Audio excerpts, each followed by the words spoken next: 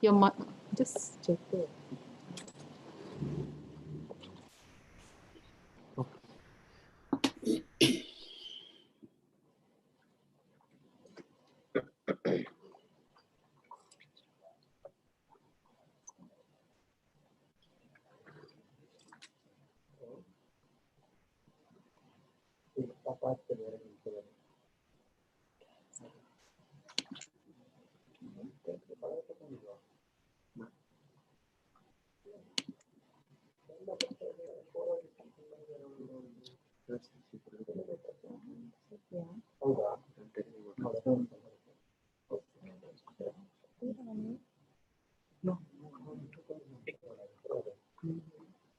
Good morning. A warm welcome to one and all. The Department of Political Science, St. Aloysius College, Mangalore, is collaborating with Nehru Study Center of Mangalore University, which has envisioned a project entitled Multi Ways of Imagining India. Multi Ways of Imagining India is a series of online academic presentations on a set of thinkers of the 19th and the 20th century India. Professor Vinay Lal's presentation is first among these. The eminent historian and Gandhi scholar, Professor Vinay Lal, University of California, Los Angeles,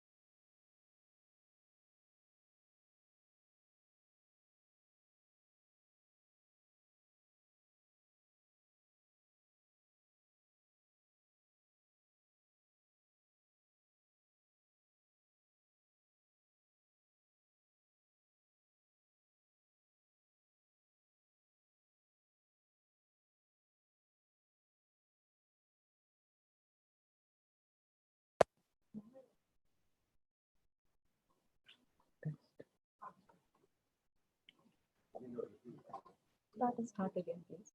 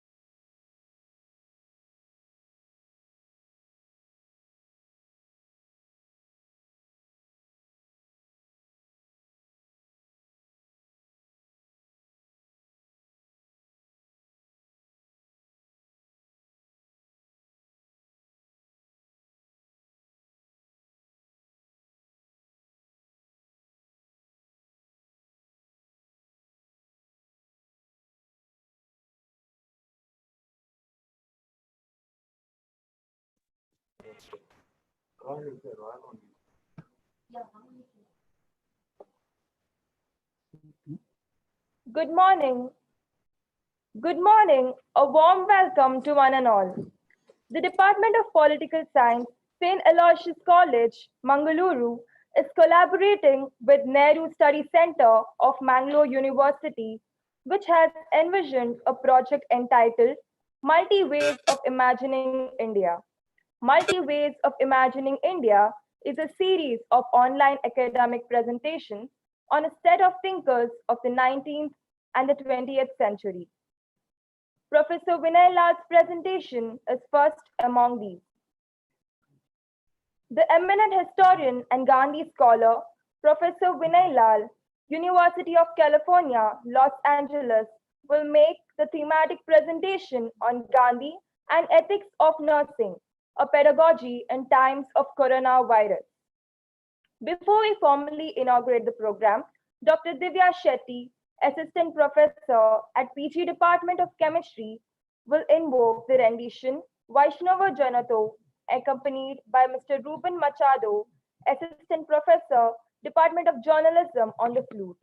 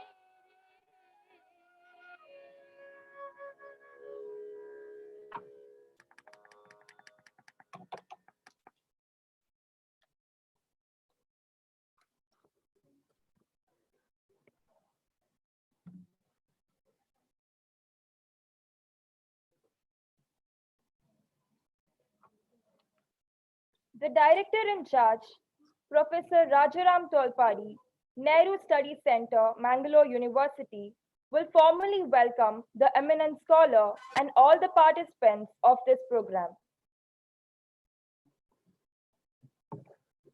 Good morning.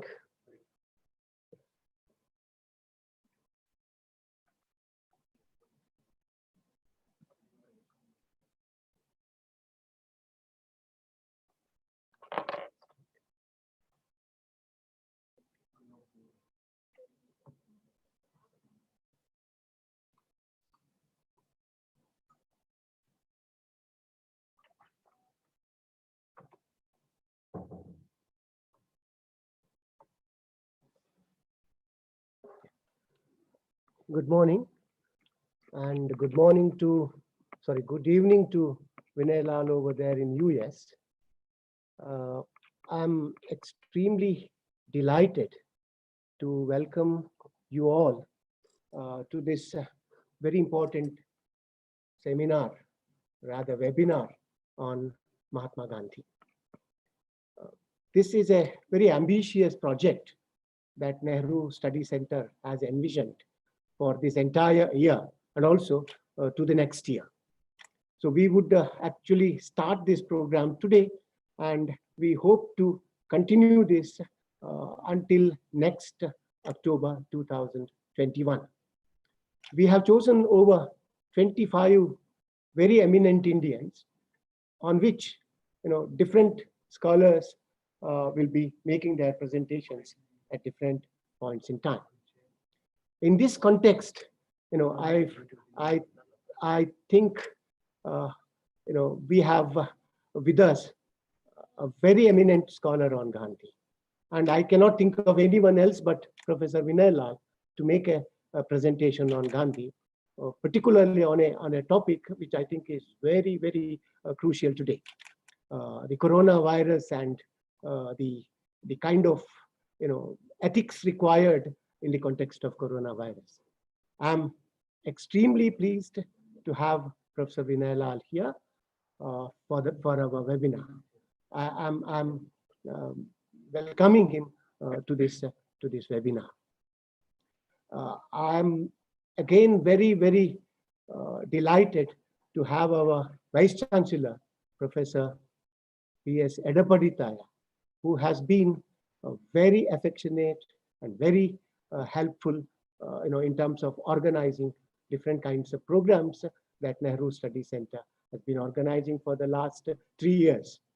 I think I should say that he has given me absolute freedom in organizing whatever I wish to organize in terms of Nehru Study Center.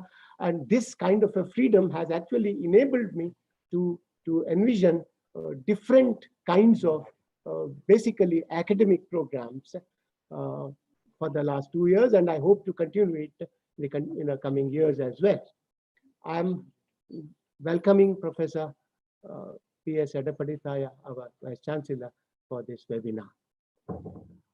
I'm also very thankful, and I welcome Professor Father Pradeep Martis, the principal of LOCS College, who he has accepted to collaborate with us, and he has also accepted to be the president of this program.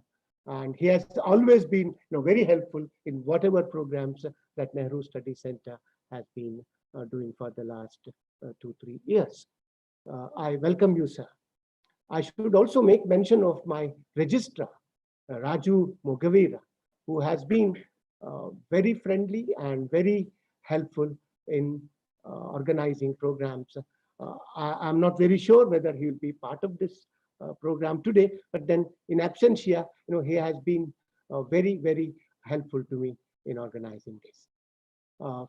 If 2 or 3 quick remarks, because I think all of us are very eager to listen to Vinay Lal. I don't want to waste much time, but I want to make this occasion, put my ideas, very quickly. One is that Nehru Study Center, although is named after Nehru, it is not Nehru centric. It wants to go beyond Nehru and incorporate different ideological aspects, not only of Indian politics, but also of global politics.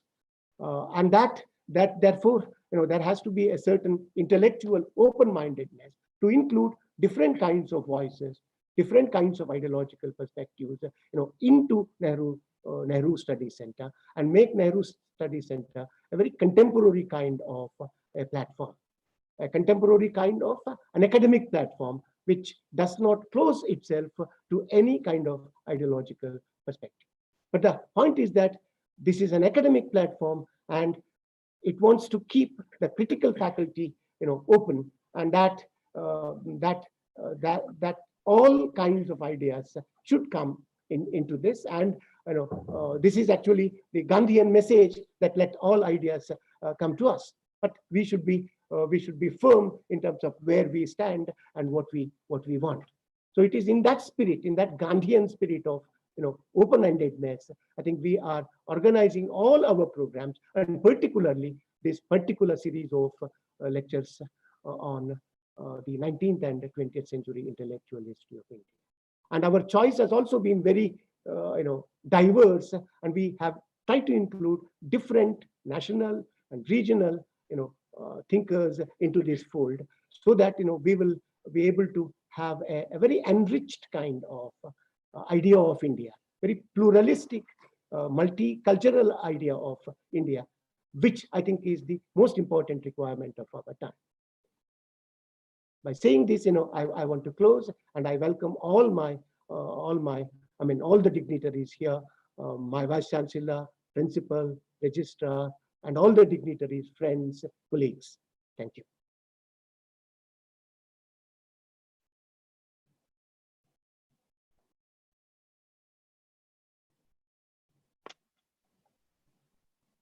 Thank you, sir.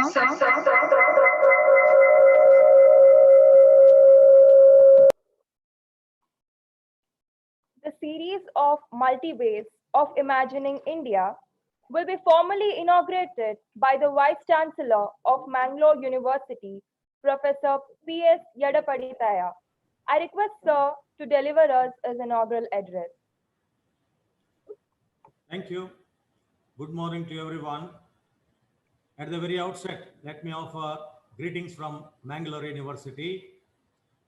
Dear Professor Vinay Lal, the main speaker of today's international webinar, Father Praveen Martis, the principal of St. Aloysius College Autonomous, Mangalore, my colleagues, friends, and other dignitaries participating in this international webinar on Mahatma Gandhi.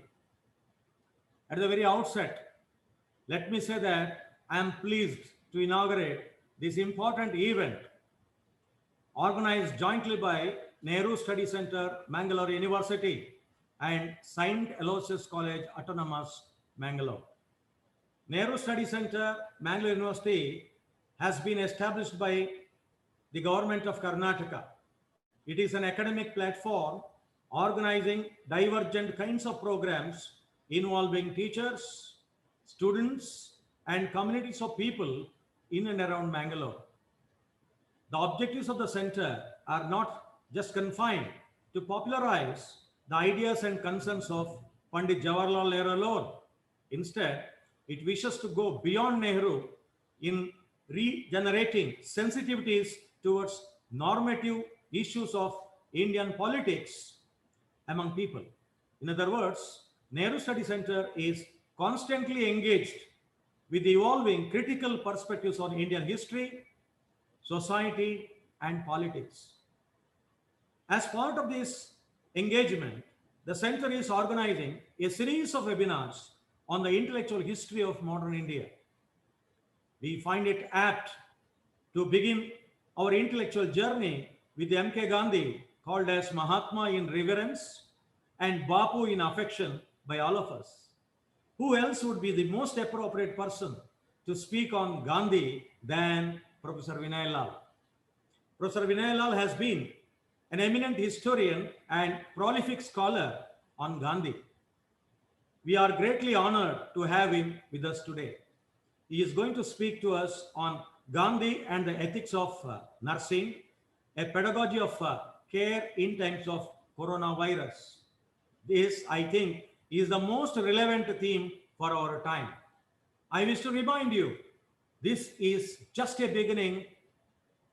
We are going to have such intellectually stimulating presentations throughout this year and next year as well. I'm very happy to inaugurate this endeavor and believe that this will help us in evolving a critical and enriching perspective on India. Let me also thank the principal and the management of St. Aloysius College for extending their helping hand in organizing many of our programs, including this. I wish this international webinar on Mahatma Gandhi a grand success, and it creates not only heat, but also light in the form of fruitful discussions and deliberations. My hearty congratulations to Professor Rajarama Tolpadi and the principal of St. Aloysius College Autonomous and their team. Thank you very much for your time and opportunity. Good luck to everyone. Thank you. Thank you, sir. I request the president of today's program, Reverend Dr. Praveen Martis, SJ, principal of St. Aloysius College, to give us his presidential message. Respected Professor Vinay Lal, the eminent historian and Gandhian scholar, University of California, Los Angeles, Professor P.S. Yadapaditaya, the Vice Chancellor, Mangalore University, Professor Rajaram Tolpadi, the Director in Charge, Nehru Study Center, Mangalore University, Dr. Rosevira, Dean of Arts Faculty and the HOD of Political Science Department, St. Aloysius College, dignitaries, my dear members of the faculty, and my dear participants. It's a joyous occasion to have the international webinar on Mahatma Gandhi, Gandhi and Ethics of Nursing, a pedagogy of care in times of coronavirus. It is jointly organized by the Mangalore University, Nehru Study Center, and St. Aloysius College, Autonomous Mangalore, the Department of Political Science. We have been organizing series of lectures in the past too, and we are delighted to join hands with the Nehru Study Center, Mangalore University, to organize series of lectures. And today's is the beginning, the first lecture that we have, and it is apt to begin the lecture series with Mahatma Gandhi. Mahatma, as you all know, the person who truly stood by his words. Someone asked him to give the message because he could not come and attend the program. Then Mahatma Gandhi seems to have said, "My life is my message." Truly, Mahatma has inspired all of us, not only our country, but he has inspired the people from all over the world. And today we begin this series to talk on Mahatma Gandhi, at times of COVID-19, when we are all struggling. I could say this is a time of challenges and opportunity, times where we truly struggle, there are still uncertainties. And at this time, Mahatma Gandhi would definitely inspire us as a man of love, man of inclusiveness, man of hope, and man of coexistence. Apart from non-violence, he taught us to live in harmony. Man who truly propagated pluralism and also multicultural way of living. As we begin this wonderful webinar on Mahatma Gandhi, I would like to once again thank Professor P.S. Edapadithaya, the Vice Chancellor of Mangalore University, and Professor Rajaram Tolpadi, the Director in charge of Nehru Study Center, for including us and also for jointly organizing this wonderful international webinar on Mahatma Gandhi. I thank everyone, and I hope that this international webinar on Mahatma Gandhi will be an enriching one, where we truly engage ourselves in deliberations and discussions, and it might help us to truly take the idea of India forward. Thank you. God bless us all. Thank you, Father. I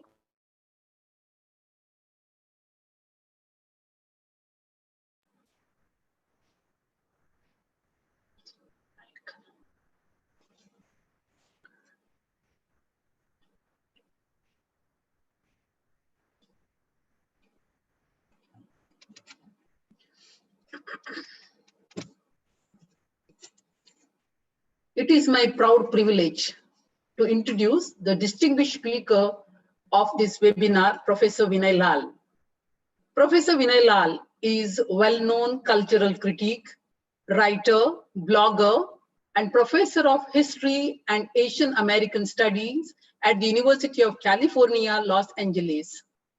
His intellectual and research interests include South Asian history, comparative colonial histories, the Indian diaspora, public and popular culture in India, cinema, cultures of sexuality, the global histories of non-violence, and the thought of Mahatma Gandhi. All of his works are deeply permeated by an awareness of the politics of knowledge systems and the desire to strive for the ecological survival of plurality. His 17 authored and edited books include the 2-volume Oxford Anthology of the Modern Indian City, published by Oxford in 2013, Diwar, The Footpath, The City, and The Angry Young Man, published by HarperCollins in 2011, Political Hinduism, published by Oxford in 2009, Of Cricket, Guinness and Gandhi, published by Penguin in 2005, The History of History, published by Oxford in 2003, and the two books co-edited with Ashish Nandi. He is a founding member of the Blackwaters Collective on Metaphysics and Politics and editor of the book series emerging from the collective, most recently, India and Civilizational Futures, published by Oxford 2019. Professor Vinay Lal's scholarly work has been translated into several Indian languages and other languages for French, German, Spanish, Finnish, Korean, Persian, and his shorter essays and popular writings have been translated into some 40 languages, including Portuguese, Ukrainian, Slovak, Russian, Bosnian, Polish, Greek, etc. His works in progress include a book on the history of colonial India, told through stories, a study of internet Hinduism, and two books of Indian nationalism and visual imaginary. A two-volume collection of his essays on Gandhi will be published by Orient Black Swan in mid-2021. Professor Vinay Lal, we are truly delighted to have you with us today. St. Aloysius College and Nehru Study Center takes pride in organizing this particular webinar. Over to you, Professor Vinay Lal, for your address. Your address will be followed by the question answer sessions. I request the participants to put up their questions in the chat box, and our team at St. Aloysius College will monitor and help in the interactive session. Thank you very much once again, and over to you, sir. Thank you very much, Professor D'Souza, for your introduction. Let me begin by acknowledging my thanks to St. Aloysius College, the Department of Political Science, as well as to, of course, the Nehru Study Center at Mangalore University. And in particular, my thanks to Professor Rajaram Tolpade for his kind invitation to be the first speaker in this, as he has pointed out, very ambitious series of lectures on the principal figures, or some of the principal figures of the 19th and 20th century in India. So the title of my talk has been mentioned 4 times already, so I'm not going to mention it now myself. It is going to be a talk on Gandhi and nursing. But before I begin my formal talk, which has been written up as a paper, and there's a very small portion of this, which is appearing in a book, which will be published next week. It's a book I wrote over 45 days of the summer on the coronavirus. But it's not a scientific account of it because I'm not a scientist. I'm someone who works in political theory, cultural history, what I've called the politics of knowledge system. So it's basically a book on the politics and cultural histories of pandemics, and in particular this pandemic in the midst of which we are placed right now. And I have to say, I mean, I'm prepared to answer any questions about the coronavirus pandemic in general later on, if someone should have any, although this talk is really not on the pandemic, except that it is on the ethics of how to look after people, the ethics of healing, the ethics of nursing, and what insights Gandhi brings to it. But I have to say that this particular pandemic is in fact actually unprecedented. We don't have any example of something of this kind in history. Those of you who are historians might raise your eyebrows and say, well, that's impossible because there's always a precedent for everything. If historians didn't have a precedent, they'd be out of a job. But this, in fact, actually is unprecedented because we do not have on record the kind of state intervention and the level of state intervention globally that we have had in this pandemic. There was a very big pandemic in 1957, one in 1968. Both of them led to at least 1 million dead in both of them. Neither of them even made it to the history books. You'd be astonished to know that, right? And one of the reasons they didn't is because they didn't have the kind of level of state intervention that we've seen in this particular pandemic. But anyhow, this is not really the subject of the talk. I only mentioned this in the context because once the pandemic started unfolding, as someone who has worked on Gandhi and who's also a cultural historian, the question naturally really came to me, and many people started asking me the question, what would Gandhi have said or done in these times? Right? How might he have reacted, for example, to some of the questions that have really come about as a consequence of the situation in which we have all been placed, where travel globally has become nearly impossible. I myself have a mother who lives in Gurgaon, and generally I visit her 4 times a year, and I haven't been able to visit her since January, and the likelihood is that I'm not going to be able to go if I want to ensure her safety and my safety and the safety of many others until probably several months from now, and perhaps not even as early as mid-2021. As the epidemiologists say, when you've seen one pandemic, you've only seen one. You haven't seen, if there's a pandemic 20 years from now, it's not certain that the experience of this pandemic will necessarily be very useful. It may be, it may not be, right?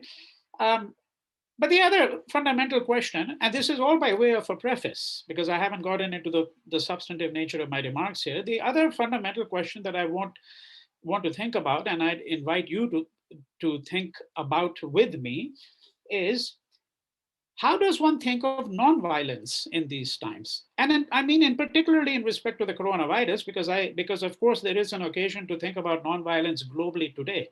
I mean, my own personal view of the matter, some of you may not share that view, and there may be disagreement about it. But my own view of the matter is that we are slowly creeping towards totalitarianism in many parts of the world. I won't specify all the list of countries where that's happening, but it's certainly happening in the United States, where I am at the moment. And it's certainly happening in our part of the world and in many other parts of the world as well, right? The question now is, why is it that we always think of nonviolence to the extent that we think of it at all? Because frankly, I don't really think that we think about it very much. But when we do think about it, it's always in the context of conflict. So for example, if you look at the second half of the 20th century, after the assassination of Gandhi on 30th January 1948, if you take the next 50 years, we see that when we think of Gandhi's legacy, who are we thinking of? We're thinking of Nelson Mandela and the people who were involved in the anti-apartheid struggle in South Africa, Oliver Tambo, Ahmed Kathrada, many others. We are thinking of Aung San Suu Kyi. I know, of course, that now she is discredited, but all of you should remember that 10 years ago, she was a heroic figure in the eyes of the whole world. Right? And we think, of course, preeminently of the civil rights movement in the United States, where every major civil rights leader was deeply steeped in the writings, thought, and philosophy of Gandhi. Every single major figure in the civil rights movement, without the shadow of a doubt. And then we think of, let's say, someone like the Dalai Lama. But if you take these 4 examples, you see that we are already thinking of nonviolence in the context of conflict. For Mohandas Gandhi, nonviolence was a way of being in the world. It was not simply a mode of resistance to colonialism. It was not simply a mode of resistance to oppressions within Indian society. It was all of that. I'm not saying it wasn't that, but what I'm simply suggesting is that nonviolence was completely a part of his way of being in the world. It was inescapably intertwined with every action and thought of his life. So what does it mean to lead a non-violent life, right? And this in turn means that, for example, we can think not only of not committing violence, and when I say violence here, I don't mean simply physical violence, because violence takes many forms. If parents speak very, very loudly all the time to their children, or if a man abuses his wife, right? Not necessarily physically, but even in other respects, simply by being disrespectful. All of these, and multitudes of other ways, all of these are forms of violence, right? So we are enjoined, when we think of nonviolence, we are enjoined to think about what we should not do, right? And we can think in English of acts of omission and acts of commission, right? What we should not do and what we should do. What would be our responsibility if we were trying to lead a life of nonviolence? Uh, in Indian thought, the categories you could use would be yam and niyam, right? The social restraints and the self-disciplines, things that one should not do, things that one should abstain from, but also things that one should try to do. It is in this context that I want to explore the whole idea of Gandhi as a figure of nursing. And when we think about Gandhi, at least to someone like me who's been thinking about Gandhi since I finished high school over 40 years ago, there is no question in my mind that Gandhi is a fount that can never be exhausted. In almost every domain of life, he has something to tell us, right? And it so turns out that he actually does have a lot to tell us about the ethics of nursing. Now, of course, it is the case, to move into my formal remarks now, it is the case, of course, that he does not occupy any place in the histories of nursing in India. If you picked up let's say, an article or a book on the history of nursing in India, you would find Gandhi barely even mentioned. All right. But it should come as no surprise, of course, to you, given what I've already said, or if you have reflected on his long career as perhaps the principal exponent in history, in world history, of the idea of nonviolence, that Gandhi displayed a great affinity for nursing and thought of it as a noble way of rendering service to humankind. Ahimsa for him is nothing but love, a mode of ministering to the soul and nursing the wounds of others, as well as those which are self-inflicted. Yet Gandhi also had, we should acknowledge, a withering critique, a devastating critique of modern medicine and doctors. A critique that, as you can well expect, does not sit well with the medical profession, although it is notable that this critique did not extend to nursing. He took a very different view of nursing itself, right? And I also say this with the full awareness of the fact that his thoughts on nursing, which I've hinted at, but I'm putting it in a different way now, do not actually conform to the textbook prescriptions of nursing. So why is it that he had a critique of modern medicine?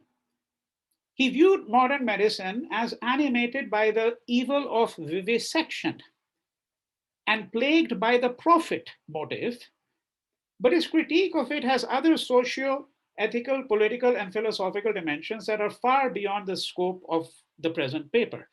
And here I would recommend to those of you who are seriously interested in looking at an epistemological critique of modern Western medicine, to take a look at an extraordinary paper that was published about 35 years ago by Ashish Nandi and Shiv Vishwanathan, his colleague at the Center for the Study of Developing Societies in Delhi, published in a book called Dominating Knowledges.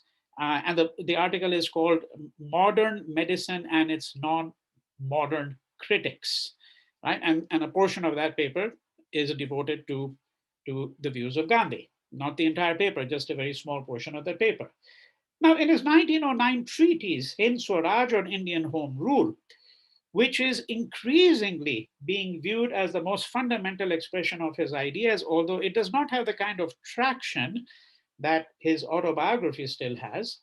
In this work, his critique of the figure of the doctor we find is fundamentally rooted in his deep suspicion of what he calls the third party. All right. So I'm also offering some of you who may be familiar with Hind Swaraj, and for those of you who are not, I would advise you to really become familiar with it, because if there's one Indian text, modern Indian text, that I think we should know, that every Indian should know, I think it's unquestionably Hind Swaraj. But in this particular work, if you know the structure of it, so he has long chapters on Hindu-Muslim unity or disunity in the present times. He has chapters on the railways, on doctors, on lawyers. And one of the things that is common to all of these is his critique of what I'm calling, based on Gandhi's own idea, of the third party. Just as lawyers come between two adversaries and only profit themselves, so the lawyer is the third party, right? And just as the British drove a wedge between the Hindus and the Muslims and set themselves up as a transcendent peacekeeper, so the doctor appeared to Gandhi as someone who distances the patient from his or her own body. Right? Gandhi's claim is that modern medicine and the doctor, who is the embodiment of that system, actually prevents the patient from knowing his or her own body. And so therefore, the doctor is now the third party, that is the person who comes between the patient and the body. Right? He imagines the circumstances under which a visit to a doctor becomes necessary. And I quote him here, quote, "I have indulged in vice. I contract a disease. A doctor cures me, the odds are that I shall repeat the vice. The odds are that I shall repeat the vice. Had the doctor not intervened, nature would have done its work and I would have acquired mastery over myself, would have been freed from vice and would have become happy," end quote. Now, happy is not what, of course, others have been with Gandhi's critique of modern medicine and its practitioners. And many have dismissed Hind Swaraj, and certainly his critique of railways, hospitals, and the legal profession as an ill-informed diatribe. At that time itself, Gopal Krishna Gokhale, whom Gandhi greatly admired and whom he considered one of his several mentors, one of his many mentors, Gokhale was very embarrassed by this work, and he said it's going to go into the dustbin of history. Right? However, Gandhi's position on modern medicine is easily mischaracterized. In accepting an invitation to inaugurate the opening of a medical college, that is Tibia College, in Delhi in 1921, Gandhi offered what he called, quote, his humble tribute to the spirit of research that fires the modern scientist, while adding this proviso: "My quarrel is not against that spirit. My complaint is against the direction that the spirit has taken. It has chiefly concerned itself with the exploration of laws and methods conducing to the merely material advancement of its clientele," end quote. It is not without reluctance that he accepted the invitation. And the invitation, incidentally, to him comes because originally it was going to be the viceroy who had been offered the invitation to inaugurate the college. But then in 1921, for those of you who remember, that this became the height of the non-cooperation movement, which Gandhi had launched in 1920, and which he was going to suspend in 1922 after the incident of Chowri Chowra.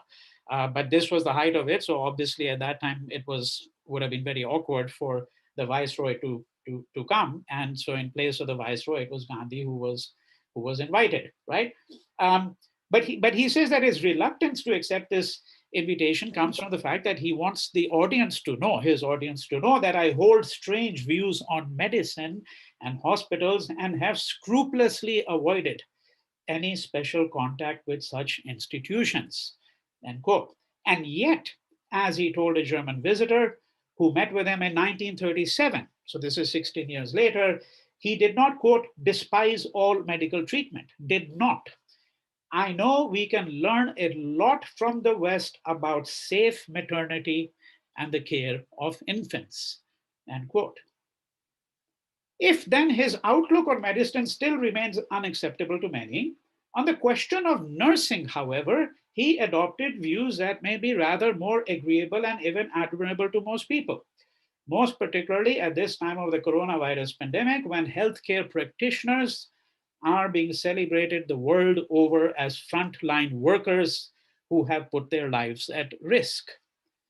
He might have thought, incidentally, that the effortless ease with which we have all fallen into speaking of the front line suggests the extent to which we have unthinkingly absorbed the vocabulary of war into our thinking.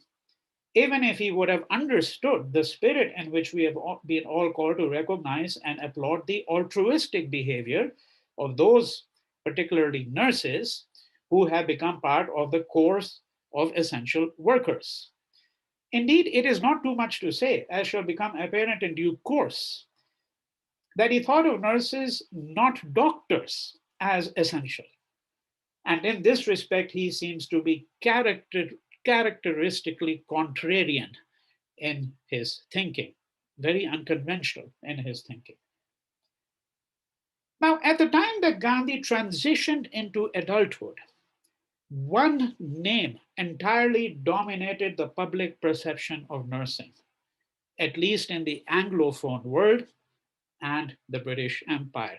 And that one name, some of you might have suspected, is Florence Nightingale. Gandhi himself penned a tribute to her in Gujarati in his newspaper, Indian Opinion, which he had established in South Africa. And of course, at this time, he was living in South Africa, several years before her death in August 1910. This piece actually dates to 1905, the tribute that he writes to Florence Nightingale. Though it is a short piece, it is vintage Gandhi and deserving of a much lengthier commentary than I am able to offer at the present moment. Now, some of the language is characteristic of the writing where he speaks of those whom he views as pious and selfless. Quote, there were in those days very few men who considered it an act of mercy and merit to succor the wounded. It was at such a time that this lady, Florence Nightingale, came upon the scene and did good work worthy of an angel descended from heaven, end quote. This is what I mean by that language of, where he is describing someone who's pious and selfless. He describes how through the selfless care of the wounded British soldiers at Scutari, so this is, in the Ottoman Empire, actually not far from Istanbul or Constantinople, as it used to be called, right? And this is in the context of what is called the Crimean War in the mid-19th century. Nightingale and the nurses trained under her immediately brought the mortality rate. When she went over with a group of nurses, they brought the mortality rate among the wounded down to 31% from 42% and eventually to 5%. I just want to pause here a second. I want you to think about the staggering mortality rate among the wounded, right? Before she comes there, 42%, right? That was the mortality rate among the wounded. Right? You think, for example, let's take something like the Vietnam War, which the United States fought over several years and where they lost 57,000 soldiers, but the number of soldiers who were wounded was well over 1.5 million, right? So the mortality rate of the wounded is minuscule in comparison. And one of the reasons why the mortality rate of the wounded has come down is, of course, because of professional nursing and the kinds of regimens of nursing that became introduced. But he loses, in this piece, he loses neither the opportunity to castigate the British government, which he says was as usual, not alive to the situation. That is, that they were dreaming, they were unaware of what was really happening, right? And they really didn't care about their men, right? When war first broke out in Crimea, and he loses neither this opportunity to castigate the British nor to press forward with his own homilies on what might be viewed as the basic principles of nursing. Though the results Nightingale produced were miraculous, he says, they can be easily visualized. If bleeding could be stopped, the wounds bandaged, and the requisite diet given, the lives of many thousands would doubtless be saved. And it's very interesting, actually, the words that he uses, because he says it's a matter of, cleaning the wounds, taking the bandages and putting them on the wounds properly, right? And providing adequate care, diet. And that's really the fundamentals of nursing, right?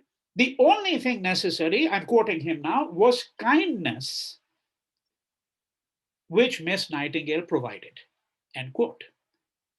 Now, there is nothing on record to suggest that Gandhi had read Nightingale's short manual, Notes on Nursing, published in 1860. Towards the end of this presentation, I'm going to have a very, very short PowerPoint presentation where I'll show you 5 or 6 images, and I'll show you the image of this book of this as well. But there can be little doubt that he would have been in agreement with the most fundamental propositions of this book. And I'm quoting Florence Nightingale here now, quote, the very elements of what constitutes good nursing are as little understood for the well as for the sick. The same laws of health or of nursing, for they are in reality the same, obtain among the well as among the sick, end quote. Nevertheless, in the matter of nursing, I want to say to you, as in most other domains of life, Gandhi was essentially self-taught. So he knew about Florence Nightingale, but he hadn't read her manual. He hadn't attended a nursing school. He had never probably even really met a nurse, for all I know, right, at this point in time. When he was 16 years old, he nursed his father, who was then suffering from a fistula and was confined to the bed. So, sores basically. And Gandhi talks about this in his own autobiography. I had the duties of a nurse, Gandhi recalled many years later in his autobiography, which mainly consisted in dressing the wound, giving my father his medicine, and compounding drugs whenever they had to be made up at home. Every night, Gandhi massaged his father's legs. I loved to do this service. I do not remember ever having neglected it. But then came what Gandhi himself called the dreadful night.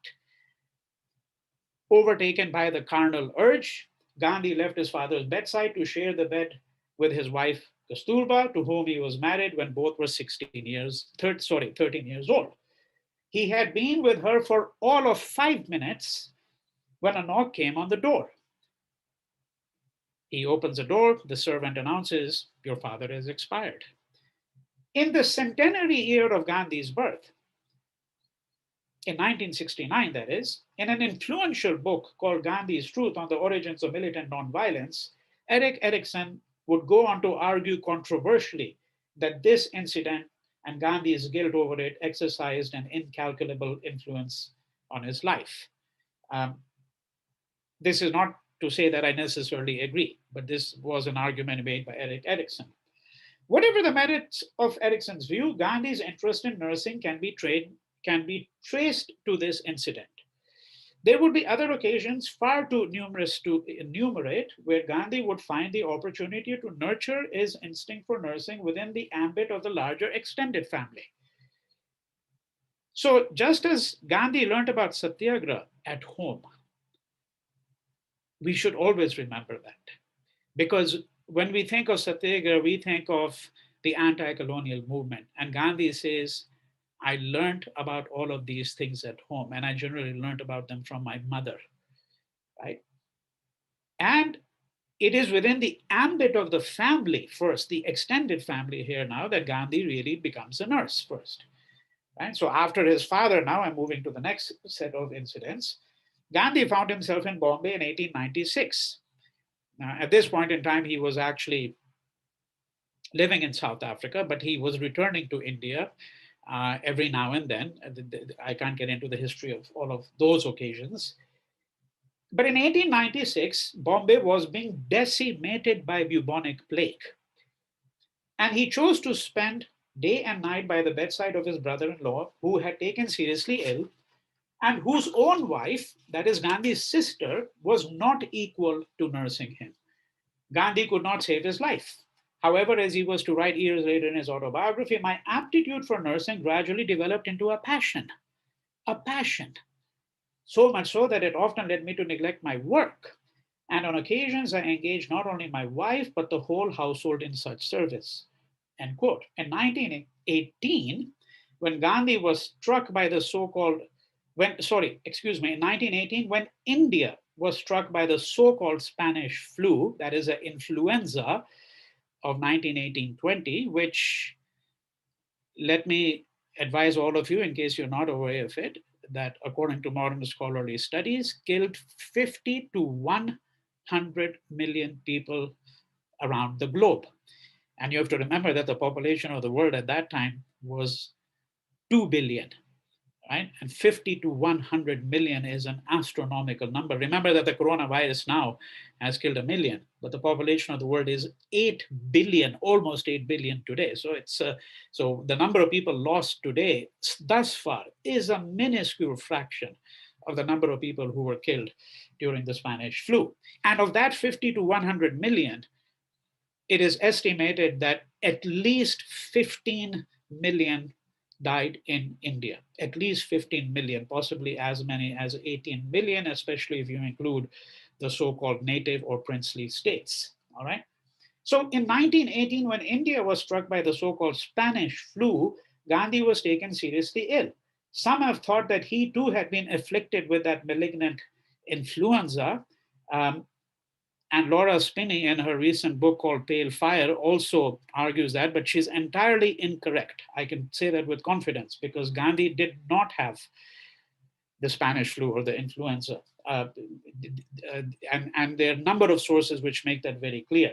And in fact, the doctor tells him that you're just suffering from a nervous breakdown due to extreme weakness. These are the words in the autobiography.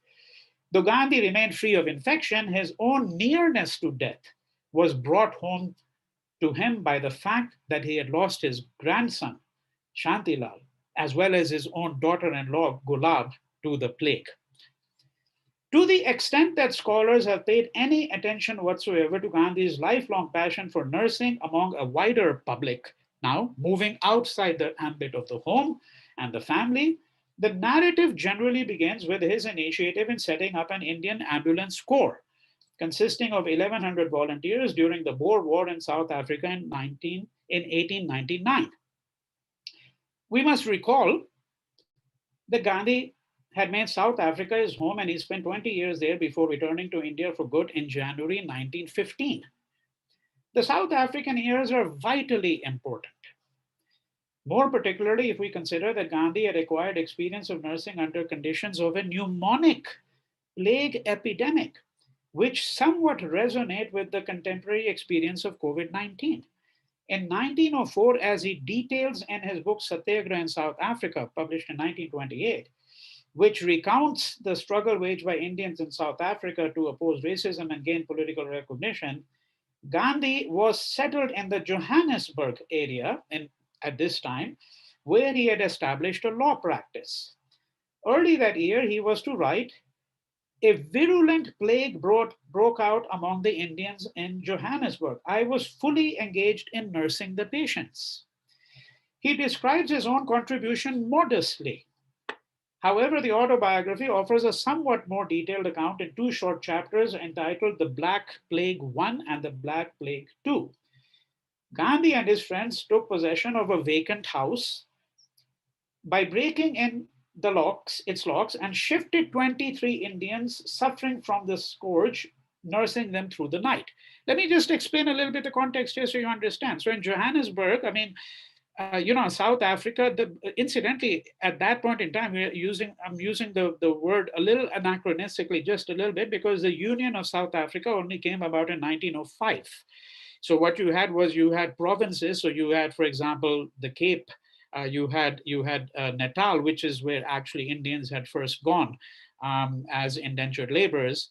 And of course, not all Indians went as indentured laborers. In South Africa, we can make a distinction between those Indians who went as indentured laborers. They were also known by the derogatory word coolie.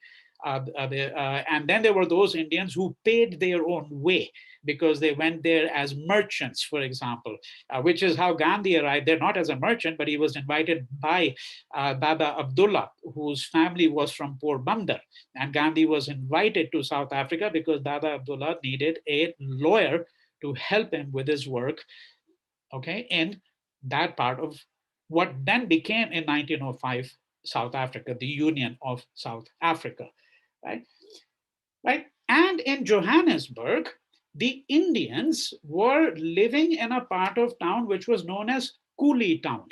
Much as in India, let us not forget when you look at cities like Bombay, right, now Mumbai, but Bombay as it was known for a very long period of time, that there was a dark town.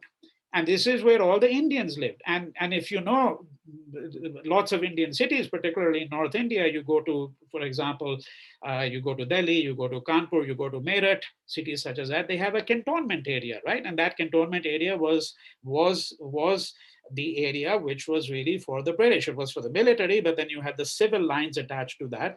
And then you had the Indian part of town, which was very often called the Black Town. In South Africa, it was known as the Coolie Town. And it was in that part that this pneumonic plague broke out, right? And this is what Gandhi is really describing, that he is called there, and even though and there are these Indians, and so the first thing that Gandhi does is what? Think of it, right? He takes these Indians, he puts them in a vacant building. He's isolating them. He's isolating them. I mean, if you think about the coronavirus, that's exactly what you do. You quarantine people, you isolate them, right? Right? The following day, the local municipality made available a vacant and dirty warehouse, which they placed at Gandhi's disposal, leaving the Indians to clean the premises, haul beds into it, and turn it into a temporary hospital. The municipality lent the services of a nurse, whose name Gandhi did not recall years later when he wrote his books, but who has since been identified as Emily Blake, right? And Emily Blake's grandson today has done a lot of research, which I don't cite in this in great detail. I have a much longer piece where I discuss that, okay? Because the grandson of this nurse who dies, he says very clearly that in fact, Gandhi saved Johannesburg from the plague with his actions, right? I mean, he goes so far as to, as I said, really say that, all right? Now, but we have evidence from that period of time, because the following year, the year after the plague, an official account of the plague appeared under the name of the Johannesburg Plague Committee Report. There are only 2 or 3 surviving copies of this work in the world today. And this committee report suggests that neither Miss Blake nor any of the Indians, including Gandhi, that were providing care for the sick, were furnished any protective equipment, right? PPE, as it's called, personal protective equipment, or masks. They had none of that, right? The report tacitly recognizes the part played by Gandhi and another doctor, Dr. Godfrey, who was a physician practicing in Johannesburg, who had come to the aid of the Indians, and recognizes their role in raising the alarm and preventing the plague from taking hold in other parts of the city. Here, and I'm quoting now the report, because it's really quite extraordinary, you know, that you think about the role that it is, that this committee report, an official committee report produced by the British there, is ascribing to Gandhi. The value of, quote, isolating infected persons was immediately appreciated by Dr. Godfrey and Mahatma Gandhi, right? And progress was made before municipal authorities first realized that the epidemic was fully underway. Still another research essay, and that's the one I referred to by the relative of Emily Blake, the nurse who died. She was the only nurse to die there. Still another research essay is more pronounced in underscoring Gandhi's capacious understanding of the circumstances that had no small part in precipitating the plague among Indian indentured laborers, whose health in the best of conditions was feeble, and the role he played in bringing the epidemic under control. Delving into previously unexplored correspondence, Capone notices that since early February 1904, Gandhi had sought to bring to the attention of the chief officer for health for Johannesburg the extremely unsanitary conditions under which the Indians lived and the municipality's gross negligence in safeguarding their health. Writing to him on February 11th, Gandhi described, quote, the shocking state of the Indian location. Rooms appear to be overcrowded beyond description, and the sanitary services had deteriorated. From what I believe, Gandhi notes ominously, quote, I believe the mortality in the location has increased considerably, and it seems to me that if the present state of things continues, an outbreak of some epidemic disease is merely a question of time. Right, all right, end quote. Now, significant as Gandhi's interventions appear to have been to stem the rise of the plague in Johannesburg in 1904, his volunteer work during the Zulu Rebellion is still more remarkable for what it reveals about the ethics of Gandhi's nursing. It is therefore necessary first to revisit his work on the battlefield in 1899 during the Boer War, to which I have adverted briefly. Though there is an account of this in Gandhi's own writings, the apparent anomaly of him appearing as a nurse in aid of the British is also explored in what is possibly the most exhaustive history of the Boer War by the British historian Thomas Pakenham. And Pakenham here describes Gandhi, at the head of this corps, the 2,000 of these stretcher bearers, including 800 who were from Natal's Indian community, led by a 28-year-old barrister, that is Gandhi. And of course, the reason why Gandhi was willing to do this, because at this point in time, he held to the view that what Indians should aspire for is rights within the empire, within the British Empire. We know that his political views would change considerably many years down the road, right? The work is described, that is in the work that Gandhi himself did in the Boer War, by Gandhi in his own autobiography, but he gives barely 2 lines to it, barely 2 lines. At a critical moment, despite assurances that the ambulance corps would not be required to serve within the firing line, Gandhi and the 1,100 Indians, 800 of whom were still indentured. And I think, one can comment at very great length on that, right? That these Indians are indentured laborers, and I don't have the time right now to describe to you what it meant to be indentured, but indenture, Hugh Tinker, many years ago said was a different form of slavery, right? Because you're basically living, you're serving under a contract, and the conditions under which you were serving were usually miserable, right? Nonetheless, these people are contributing to the war effort, not on the battlefield physically by using arms, but physically on the battlefield by nursing the wounded, led by Gandhi, right? They accept this risk without hesitation.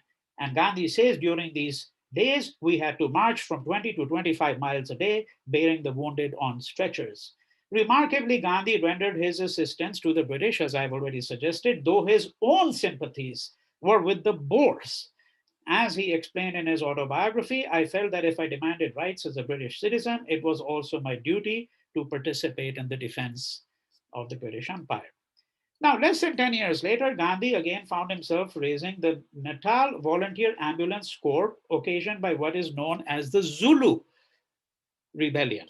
And this is the last set of incidents I'm going to describe before I move on to some concluding thoughts about the pandemic and what Gandhi might have done, all right?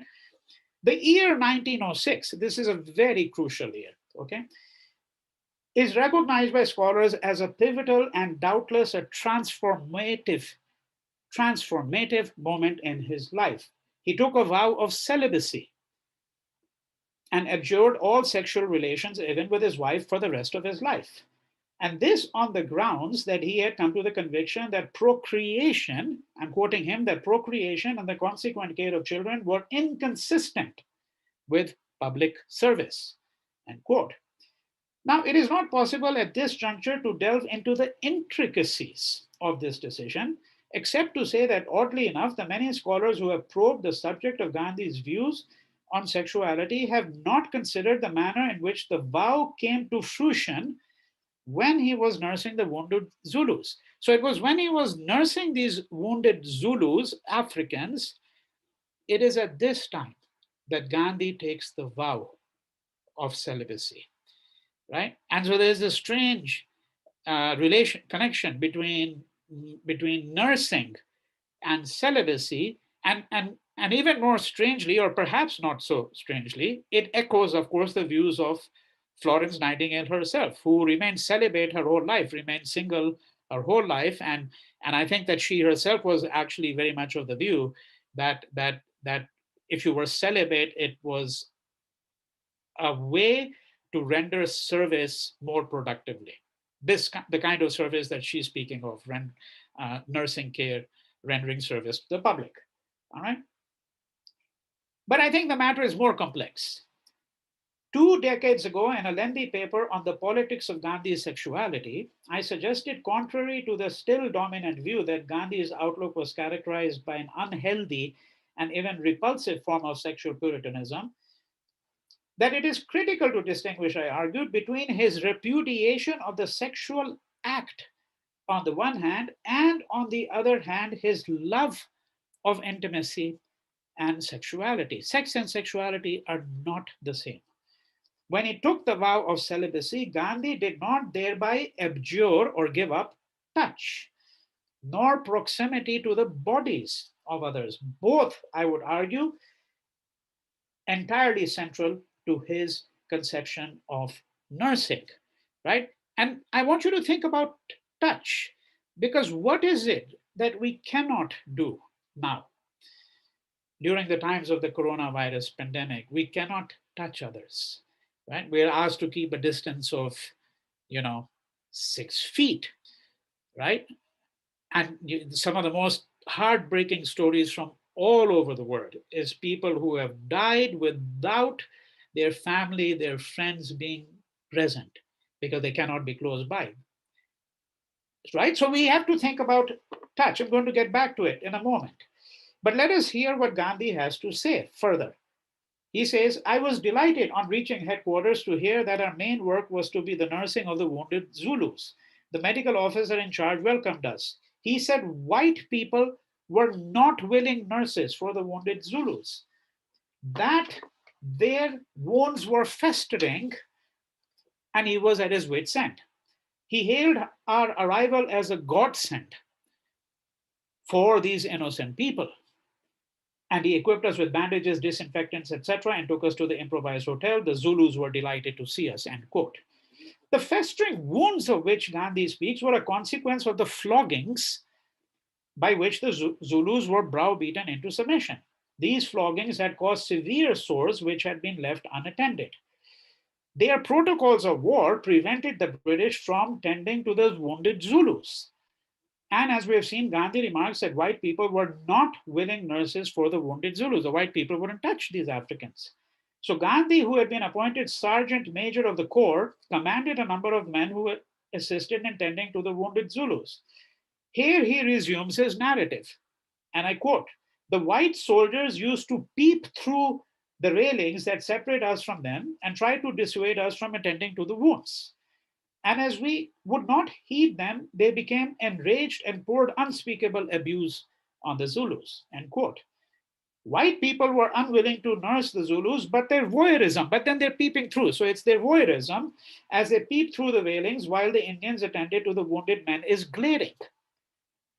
Sight has been privileged among the senses, at least in the Western tradition, but Gandhi's conduct points to the phenomenological importance of touch in his worldview.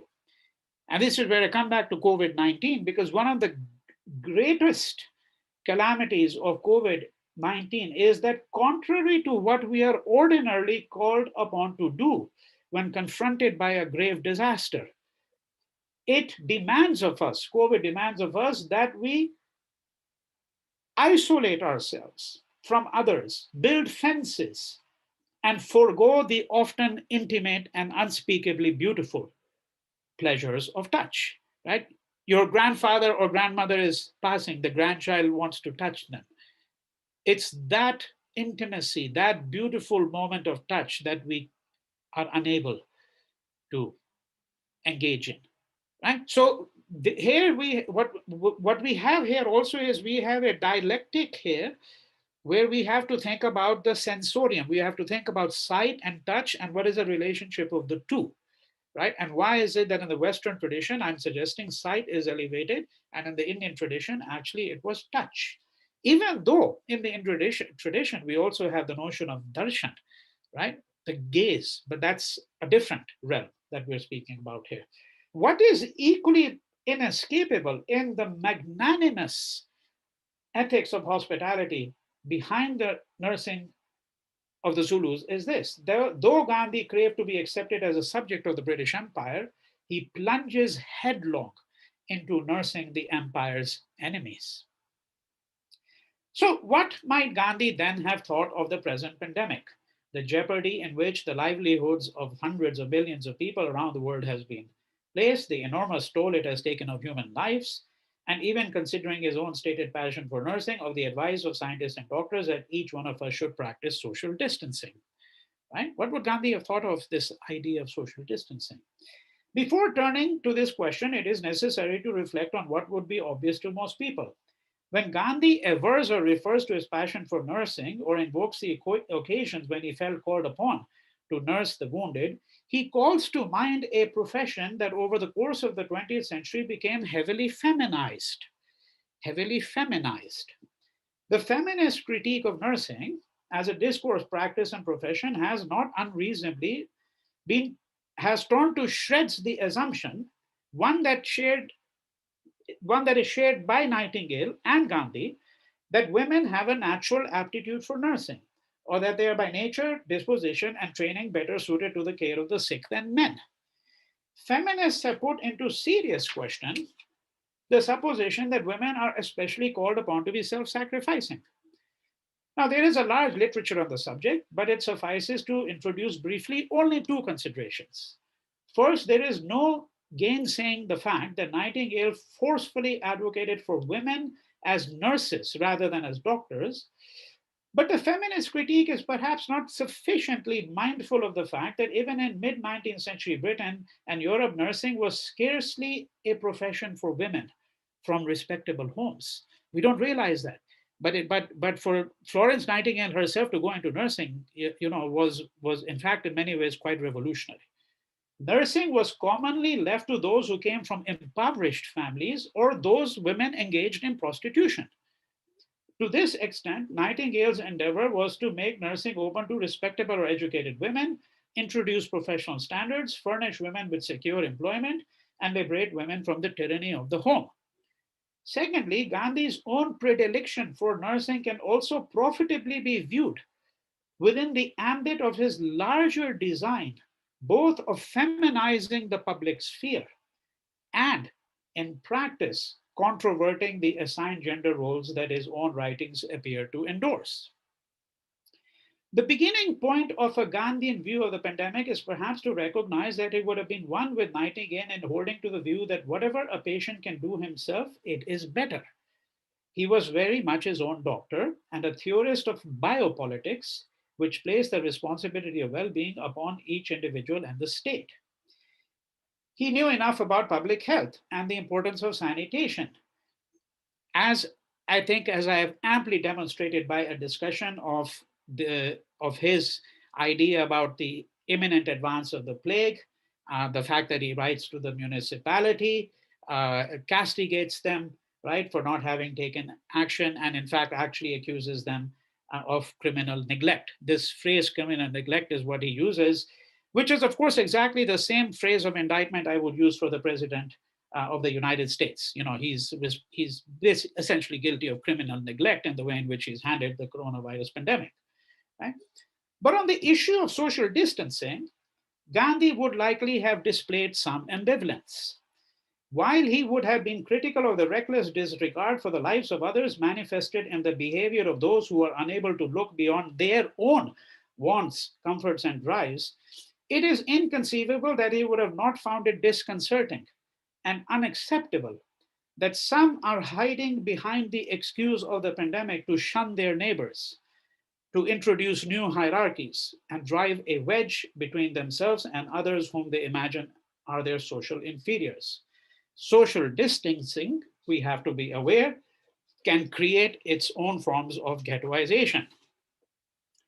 Gandhi held to the view that there are laws of compensation at work in this universe, however opaque they may be to us. The comparatively clean air in the wake of the shuttering of the world economy, for example, is perhaps a sign to human beings to be mindful of the devastation they have wrought upon planet Earth. But Gandhi was not only one to philosophize. It is impossible to imagine him not present on the scene, tending to the sick and comforting members of their families. Even as his compassion was known to be boundless, nowhere more was this in evidence than in the fearless walk that he undertook through riot-torn Noakhali just months before his assassination, comforting the afflicted while accepting the taunts of some as though they were bouquets of flowers. Gandhi was also tough as nails. And I suspect that he would have punished himself to the hilt in working around the clock, organizing relief workers and cajoling people not to rely on government handouts, but to make themselves useful and apply their ingenuity. Gandhi did not require a pandemic to discover, as is true of many of us, if not all of us, that many of those who are among the lowest paid workers are in fact the most essential. His relentless critique of industrial modernity has led many people into believing that Gandhi was opposed to science, but this is far from being the case. He was a scientist in his own fashion. In fact, he's writing Hind Swaraj really as a scientific treatise from his standpoint, ceaselessly testing the truth of every proposition. But more critically, he was opposed to scientism, right? Scientism here being the view that whatever problems science has created will also be resolved by science. That's something that Gandhi never accepted. He said you have to step outside that framework, right? While he would have respected scientific advice, I think it can safely be said that Gandhi would have also said that we cannot leave our understanding of the pandemic and its social, political, and philosophical implications to the scientists alone, because the pandemonium engendered by the pandemic is ultimately a reflection of the unrest within each of us and within Homo sapiens as a whole. Magnificent as the nurses have been in tending to the sick and the diseased, we are all called upon to nurse this earth back to health. Something which can only begin with the recognition that as a species, we are likely less essential than we have imagined ourselves to be. So thank you. I conclude with that. But before I turn it over to the chair or the moderator, and then for questions, I just want to very briefly share a screen with you, which is to just show you 5 or 6 images.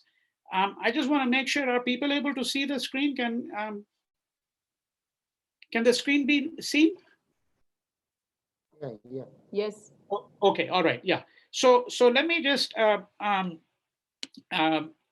show some of the images here. So this, by the way, is the book which will be released next week. My book, The Fury of COVID-19: The Politics, Histories, and Unrequited Love of the Coronavirus. And a very, very small portion of this, literally 7-8 pages is the presentation I've given today. The lecture I've given today is a much more extensive version of that. This is the book I was referring to by Florence Nightingale, Notes on Nursing, published in 1860. Of course, this is a reprint edition, What It Is and What It Is Not, which became sort of the main manual in a way. As I've already suggested to you, there is no evidence that Gandhi actually knew this work. Also on the subject of Florence Nightingale, who's basically viewed as the founder of the whole profession of nursing. Some of you may be aware that she did extensive work on India, extensive work. She never visited India, but her writings on India have been collected in 2 massive volumes of about 1,000 pages each, because she was primarily responsible for the reforms, sanitation reforms, particularly within the army, which also included such things as regulation of brothels and all of that. But she was fundamentally interested in social reform movements in India and the question of sanitation, irrigation, nutrition, and all of that. She wrote voluminously on these subjects, all right. And here is, of course, a photograph of Gandhi from his South African years, from the Natal Corps that he raised. And this, where my cursor is, this is Gandhi over here. This is one of the more well-known photographs. This photograph is almost entirely unknown. This is when Gandhi was released. So this is not related to the talk, but it's from the period. This is from Johannesburg. This is when he was released from prison. You see him over here, third from the left over here, outside the prison in Johannesburg. And this is in 1908. And this here, this image over here, is a page view in Johannesburg. This is one of the areas where Indians were settled, because the particular coolie lines I was speaking about, where the plague had broken out and where Gandhi nursed the Indians back to health, and possibly, at least according to Capon, saved the city of Johannesburg from the epidemic because he prevented it from spreading. The area where the Indians were staying, Coolie Town, was burnt down by the city, by the municipality, because it was seen as being a place that was unsanitary, and the Indians were shunted around here and there, and eventually they wound up at this place, and they were then thrown out of here when apartheid became the official policy of South Africa in 1949, and that meant that areas were segregated strictly by race and color. This area, the Indians were evacuated from here. And this is the last image here. And with that, I conclude my talk. And this is an image which shows Gandhi tending to, this is the person here. This is, again, a very famous photograph. This is Parchure, and he was a major social worker, but he also suffered from leprosy. And Gandhi tended to his care. This is significant because not only in India, but throughout the world, there was always a dread of the leper. If in the West, if you read the Old Testament, if you read Leviticus, the third book of Moses, there's already a discussion there of the kind of panic into which people were thrown by the idea of leprosy, right? And Gandhi, of course, fearless as always, never had any hesitation in tending to the ill, the wounded, or the lepers. And with that, I stop. Thank you very much.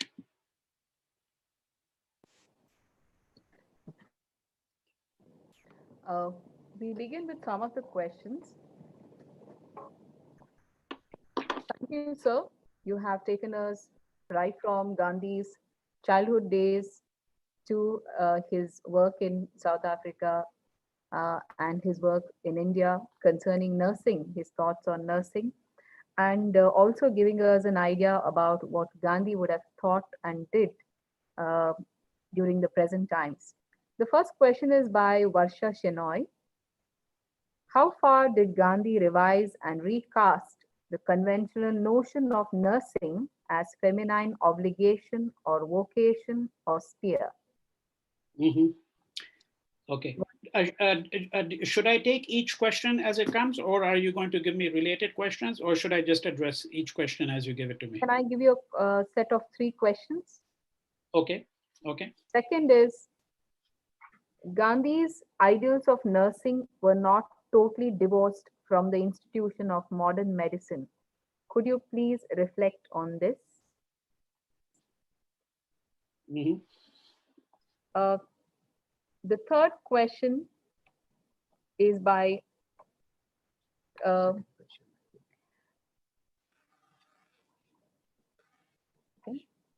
second question is also by Varsha. I'm sorry to take 2 questions by one person itself. The second question is by Somashekarappa. Almost all life-threatening problems on the earth we are facing today, including COVID-19, are borderless. The solutions to all these problems demand borderless, non-violent global cooperation and collaboration, I feel. But we are witnessing more and more nationalistic, dictatorial, imperialistic, dominating type of tendencies throughout the globe. Your comments, please. Yes. So 3. Yeah. So let me take these 3 questions. All good questions. Let me begin with the last one. I mean, I think hinted at this right at the outset, because some of you may recall that I had mentioned that slowly all over the world, we are creeping towards a kind of totalitarianism, ethno-nationalism, xenophobia, right? So Yashwant Dongre. This is something I'm well aware of, and that's something that I write on extensively. There are different ways in which one could address this. So one of the ways in which I'm going to address this is by trying to keep the question within the ambit of the talk. So for example, in the case of the coronavirus, because one way to think of the question is, well, what is the place of nonviolence? Well, that's of course a very large question, right? I mean, and I started by saying that one of the problems with nonviolence, the way we think about it, is that we only think of it in the context of conflict. And that's why I mentioned the figures of people like, let's say, Nelson Mandela, Ahmed Kathrada in South Africa, Oliver Tambo, many others. Or let's say Martin Luther King, Bayard Rustin, James Farmer, all of these people in the civil rights movement, the Dalai Lama, right? These are all cases which arise from a situation of conflict. But the fundamental issue is, how do we think about nonviolence, not just within the context of conflict, but how do we think of it as a way of being in the world? Now, that is obviously an enormous question, because that involves questions of pedagogy. It involves questions of how we bring up our children, how we bring ourselves up, how we conduct ourselves. Why is it that we have gravitated in so many parts of the world, to these forms of ethno-nationalism and so on? We would also have to bring a whole narrative of capitalism. Why is it that we have no alternative discourse anymore? We simply don't. Right? There are different ways in which we can speak about capitalism, but they're all essentially speaking the same language. When we speak the language of the market economy, when we speak about neoliberalization, we're speaking the language of capitalism. So all of those considerations have to be, because of course, it would have to be brought into the picture, because there is no question in my mind that things like capitalism or neoliberalization policies have unquestionably contributed to the modern malaise, to our times. All right, that's the way in which we might. But within the context of the pandemic, let's look at it this way. Let's think about the possibilities of international cooperation. So what did we have? What we have is an organization called the WHO, the World Health Organization. Now there are problems. So I have a whole chapter in my book on the coronavirus on the WHO. The part of the problems have to do with the structure of the WHO, and this is not a bureaucratic or managerial problem I'm talking about, that the WHO was set up in a different time to deal with a different conception of disease. See, that is why their polio eradication, drives have been very successful. All right. Of course, the most successful international campaign that the WHO conducted was the eradication of smallpox. And India was a big part of that, because India was the last remaining outpost for smallpox in the world. And smallpox was, to use the military metaphor, conquered. And the WHO played a substantial role in that. But the WHO was not set up to deal with the kind of diseases that these pathogens, which have escaped these reservoirs of nature upon which human beings have now encroached, right?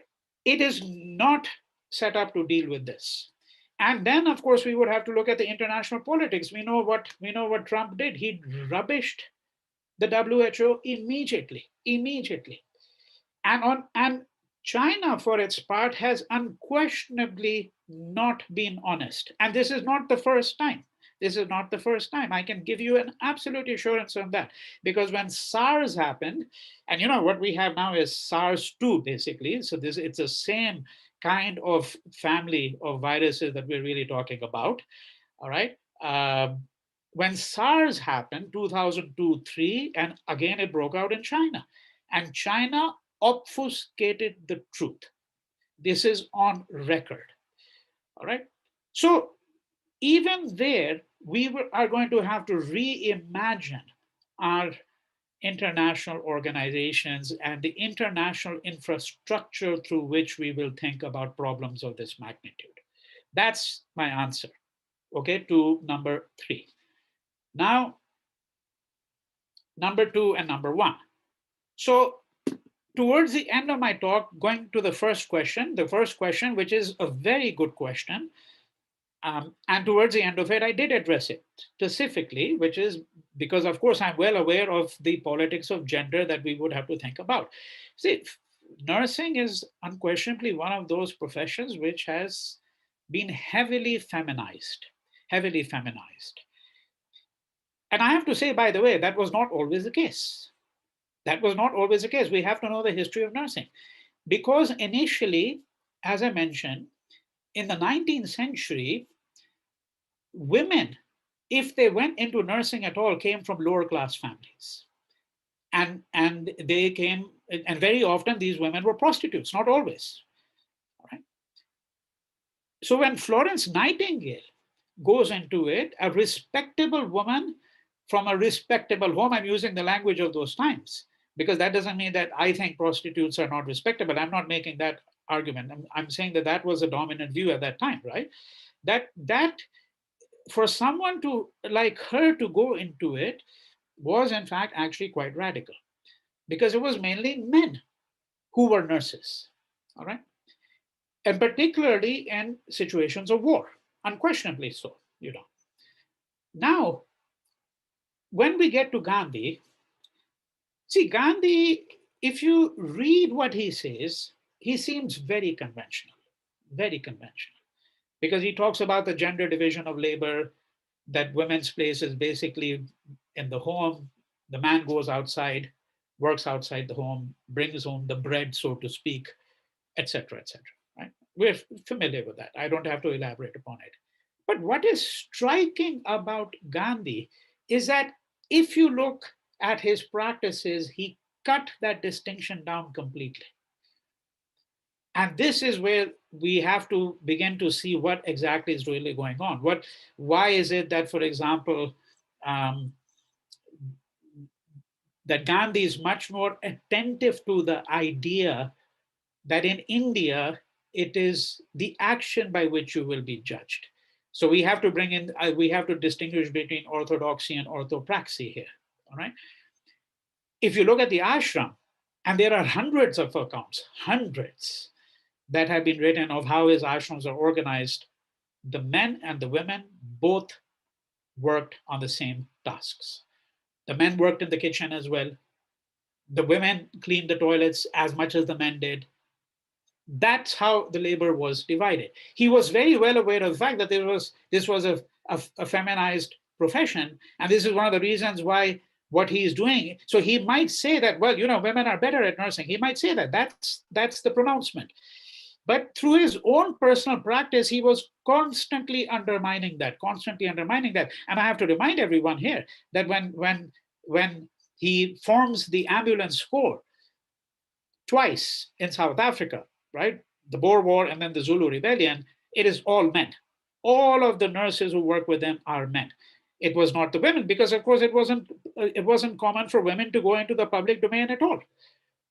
Right?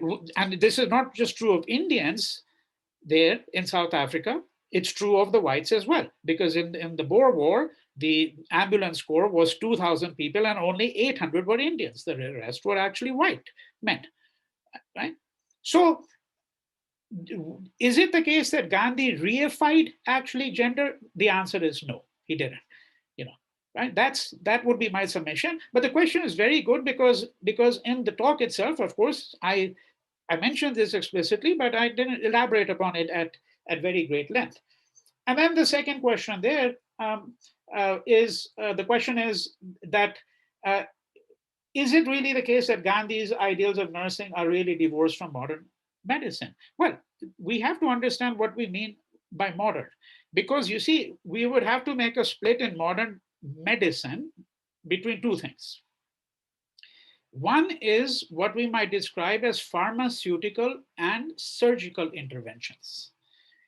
Now, that part of it, Gandhi was very critical of. But one of the things that has led to the making of modern medicine is the greater attentiveness to certain kinds of protocols having to do with sanitation, hygiene, nutrition, diet. And these all commence with nursing, which is why Florence Nightingale's little manual, Notes on Nursing, what it is, there are entire chapters on such things as ventilation. That, it'll be a lot better for patients if we learn how to ventilate the rooms and when the rooms should be ventilated and when they should not. Importance of sunlight, importance of diet. She has 4 pages in this slim book about the diet. So in that sense, yes, I agree that it's not divorced nursing, but when I'm critiquing and when Gandhi is critiquing modern medicine, what we're really speaking about is the pharmaceutical and surgical interventions and the principles of vivisection, division, cutting up, experiment, okay, having guinea pigs, so to speak. This is only the beginning. And that's why this paper is not an exploration of a whole critique of modern medicine, the epistemological critique. And that's why I also gave a reference, that extraordinary philosophically complex article on modern medicine and its non-modern critics. All right, so I think that I have addressed all 3 questions that were given to me. We move on to the next 3. Yes. First one is by Yashwanta Dongre. How relevant today is Gandhi's idea of self-reliance, and how different is Prime Minister Narendra Modi's Atmanirbhar Bharat from that of Gandhi's self-reliant India? Yeah. Second, Dr. Lata Pandit asks, it is only the state which is equipped to design strategies for dealing with COVID. Do you feel that this should be seen as authoritarian state? Do we have an alternative? That's the second question. Third question is by Anita Rao. The missionary zeal for public service did not evolve and consolidate in the Indian canvas in spite of Buddha or Basavanna. Your comments, sir. Okay. Wonderful question, the third one in particular. All are very good questions, but let me begin with the first one. The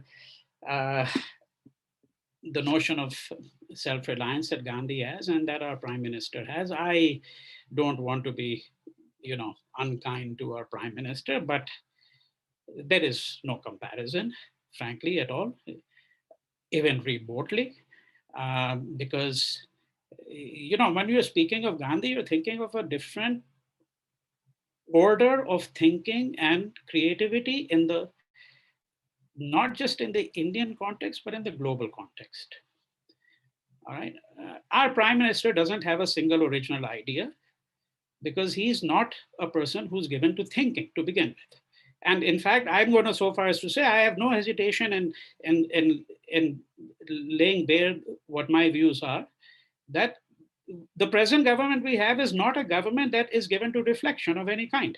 These are not people who read or think, right? That is the fundamental postulate with which we have to begin when we're really looking at the state of affairs in our country.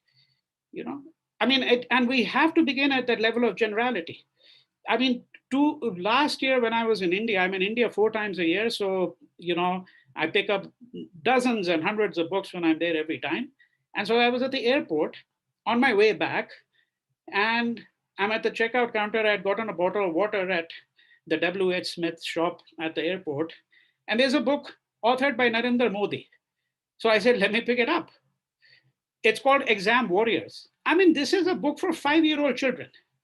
It's, exam dene se pehle achhi neend karni chahiye. It's advice to children. You should sleep well. 40 pages of yoga exercises, the importance of posture when you sit down, right? That's the level that we're really speaking about.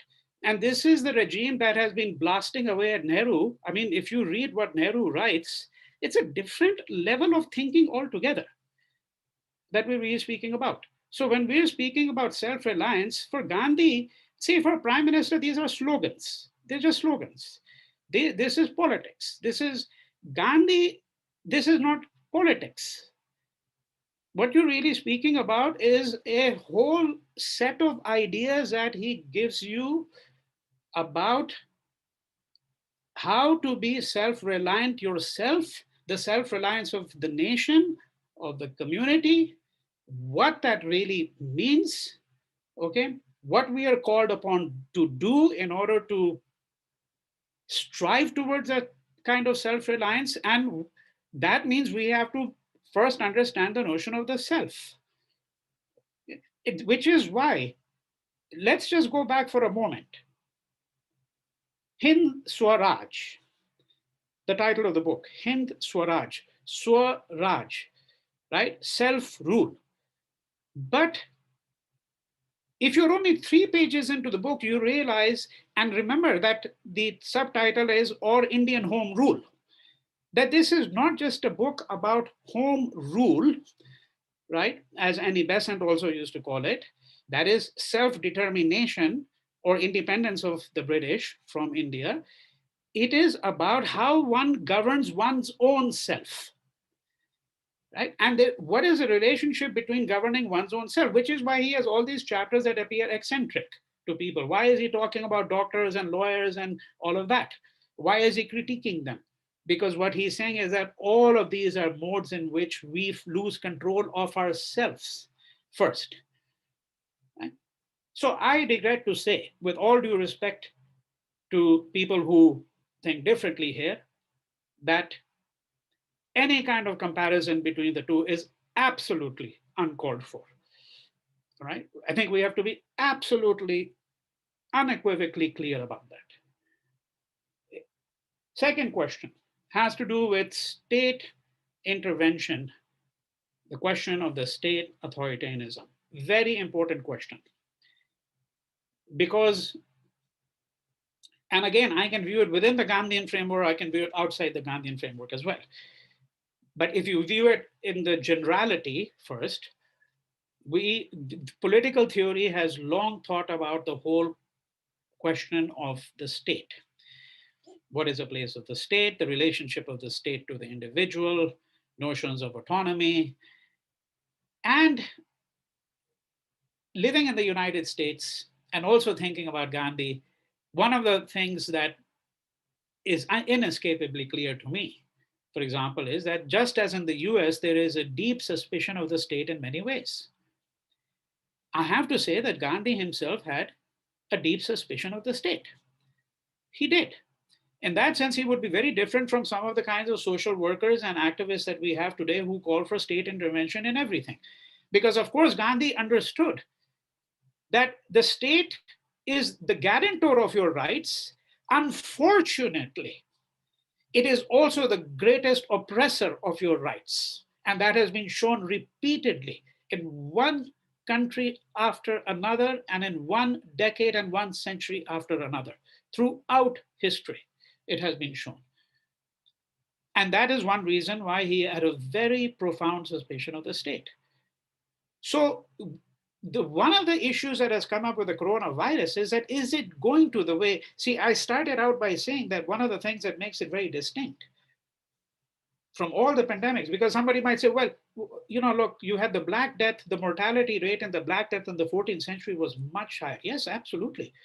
The Black Death wiped out 1/3 of the population of Europe. Okay, 1/3 of the population of Europe. Mortality rates were astounding, you know. So someone might say, well, why am I saying that this pandemic is unprecedented? And I've made it very clear that one of the reasons, principal reasons why it's absolutely unprecedented is because we do not have on record anywhere in the world from any point in the past this kind of concerted state intervention, not even during wars. In World War II, the English pubs were open.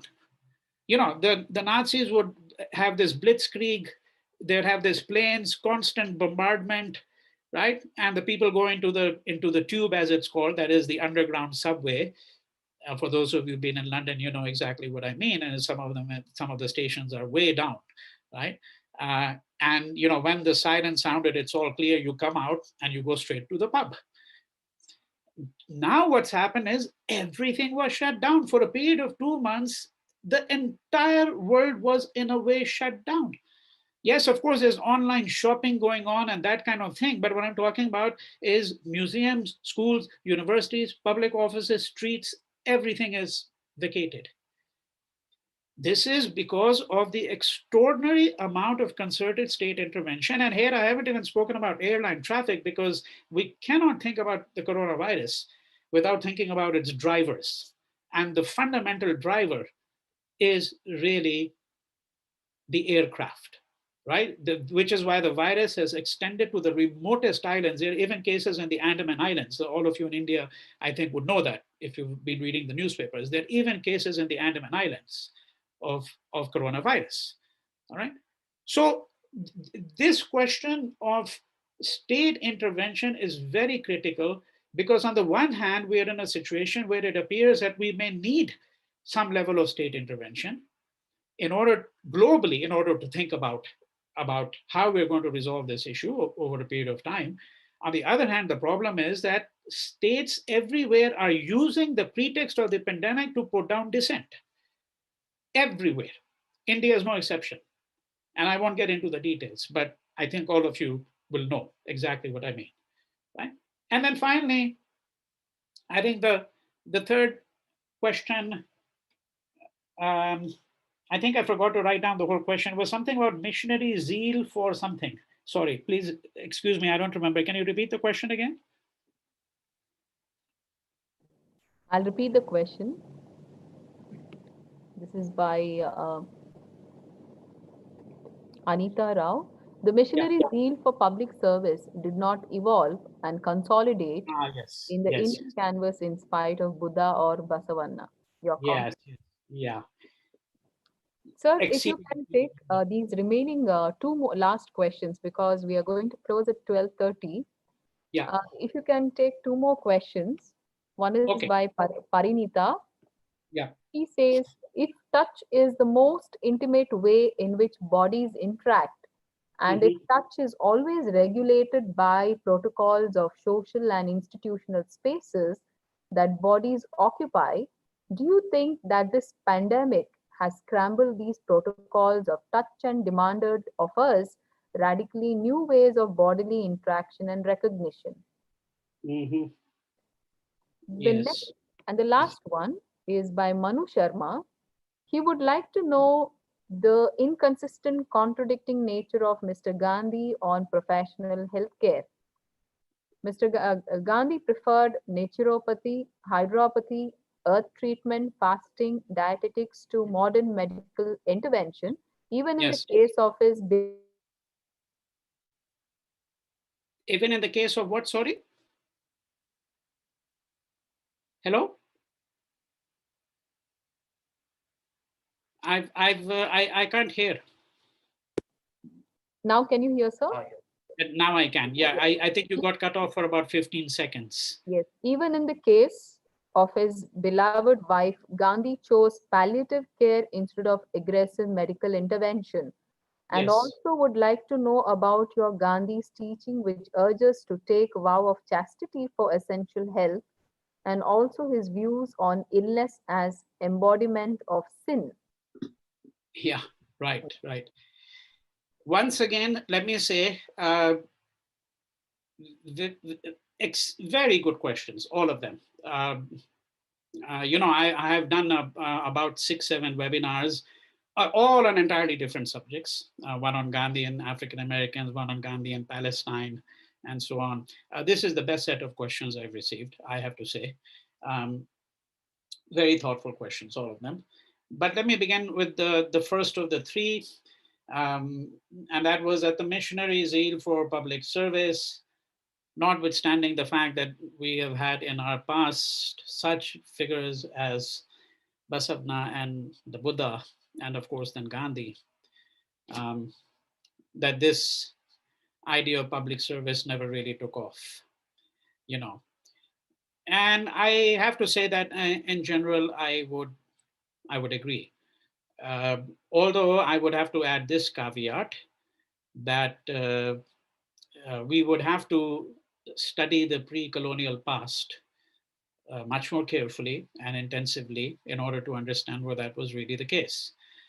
But prima facie, at least if we look at it from the vantage point of today, and I say vantage point of today rather than the 19th century, because unfortunately, when you get to the 19th century, then you are reliant upon colonial records.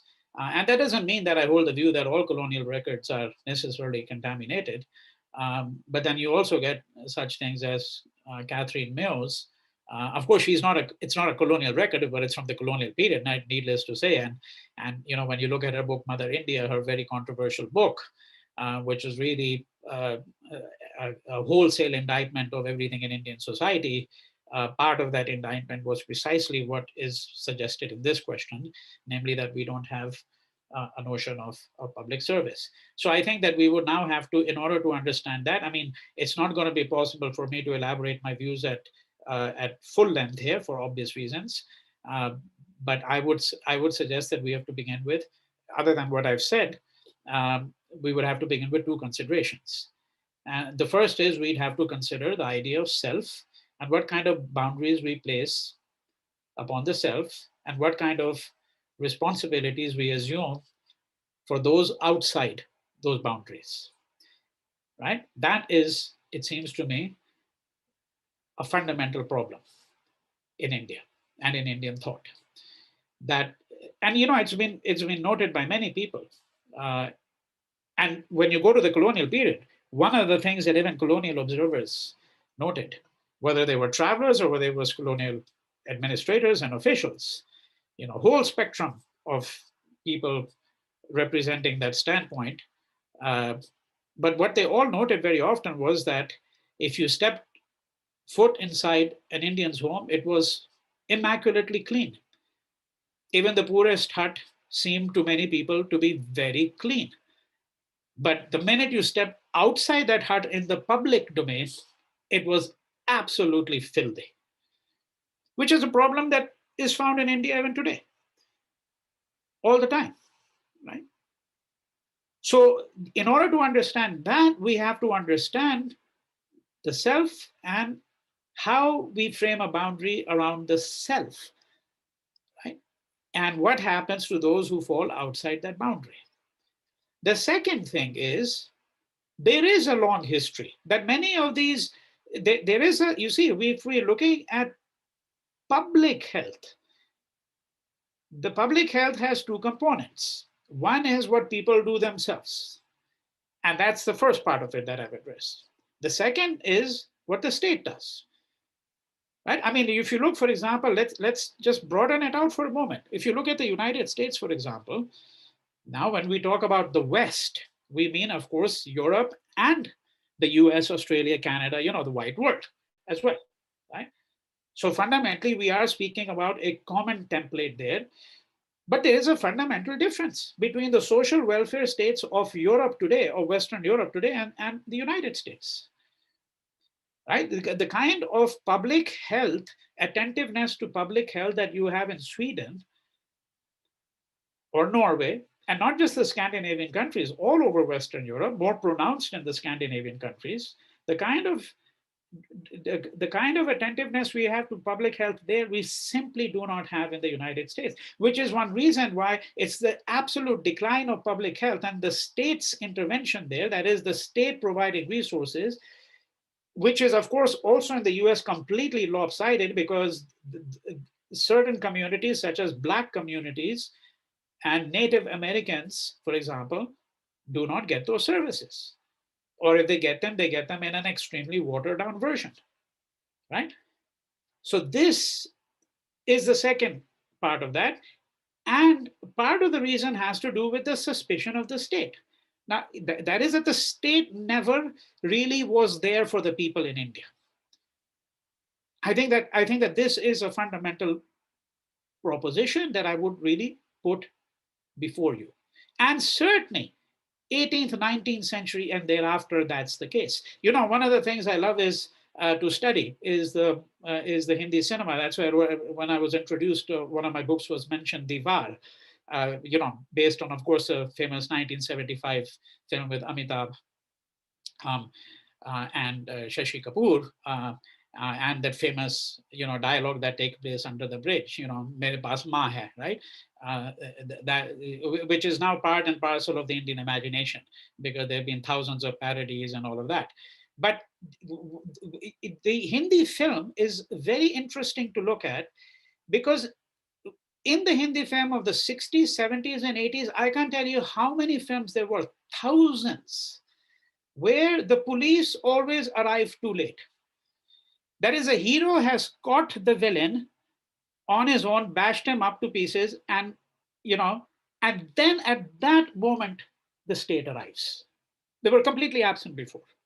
They just arrived to put the handcuffs, and then the end, right? Why does the state always arrive so late?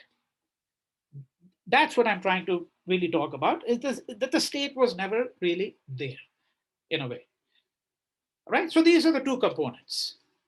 Now, there was a question about the last question, and then there's a question in between, but let me take the last question, because I'm not going to say much about it, because I really have talked about it a bit, and then again, we'll have to really talk at very great length, and we'd have to look at what Gandhi thought about naturopathy, what was his view of fasting. The view of fasting is so complex here that it is not possible for me to, because it is not simply a matter of abstention from food, which of course, by the way, is recommended in many cultures. I mean, why is it that after all, if you come down with dysentery or diarrhea or any number of other problems, what is the simplest solution? The simplest solution is stop eating. Stop eating for 12 hours, 24 hours, 36 hours. That's the simplest cure. And then from there you can move. All right, so if you need some nourishment, so very simple, plain boiled rice with dahi, curds, right? But fasting and the whole phenomenology and the philosophy of fasting is extraordinarily complex. Because why do we have a long tradition of it in India? All right, what is the gendered aspect of it? For example, the women fasted, but those were considered domestic fasts. They fast for the family. Then you have these public fasts, and Gandhi is not the first person to do it. There's a long tradition of that. But he is the one who transforms that tradition. All right. Then what is the relationship of fasting to the anthropology of the body, for example? We'd have to look at all of that. So it's impossible for me to really look at naturopathy, homeopathy, fasting, all of these different things and say, well, what were Gandhi's views really about this? And how does one really think of this in totality in relationship to Gandhi? What kind of treatment he subjected himself to, and as was mentioned in the question, that Kasturba, his wife, was subjected to as well, right? Right. But I'm giving just a few entry points here, that, for example, taking fast as an illustration, that we'd have to start thinking about it in really very complex ways, And then finally, there was the question in between, and that was a question of, it's a fascinating question, but it's going to require a lot of thought. And I have to confess, I haven't really fully thought through it, the whole question of touch, because the question has another component of it, that, do we have to start thinking about radical new ways of imagining the place of the senses and the body? And that is really fundamentally what the question is. Are we going to get suspicious about touch, for example? Well, one thing, of course, we have to keep in mind is that the experience of one generation is only that. That is, that memory is very short. I mean, how many people remember today in America, where people are protesting masks, and now these same protests are taking place in Germany for the last several weeks, actually, and in several other countries as well. In some places, people are not so much protesting, they're just not wearing them, right? But how many people remember? Almost no one, that these debates actually took place in 1918 during the so-called Spanish flu. They did. There's no question about it. I know the literature. I can point you to it. These debates took place No one remembers them. No one even remembered them in the 1950s and 1968 when you had the Hong Kong flu, or when you had SARS, or when you had the avian flu, the swine flu, H1N1. So one could go on in that context, right? So it is not, the question is important because, yes, I think it calls for, the situation calls for radical new ways of reimagining many things, our relationships, the institutions, uh, and certainly with respect to this question, the whole question of touch. Will we become fearful about touching? What happens to the handshake? Some people have said, for example, well, I don't think it's going to disappear at all. I mean, there's only so many elbow touches you can do, really, frankly, or something else. But what may happen is that we may become more reflective about, for example, the cultural history of the handshake. If I ask people, what is the cultural history of the handshake? When did it originate? In which culture did it originate? What are the circumstances under which it originated? If we become more reflective about all of those things, that itself can produce some new forms of thinking. Right? So I'll conclude my thoughts with that. Sir, with your due permission, is it possible for us to take another two questions? Professor Well, Tolkien? yeah, I mean, the thing is that, look, I may, because it's getting a bit late here. And I have actually, I mean, I'm a person who writes at night, so I have another obligation, which I have to fulfill tonight before I go to bed. It's already 12:10, and we've gone well beyond the appointed time. So with regrets, I think that I would like to decline that request, if you don't mind, because it is 12:10 a.m. here in Los Angeles. Sure, sir. Yeah. We conclude with a brief vote of thanks.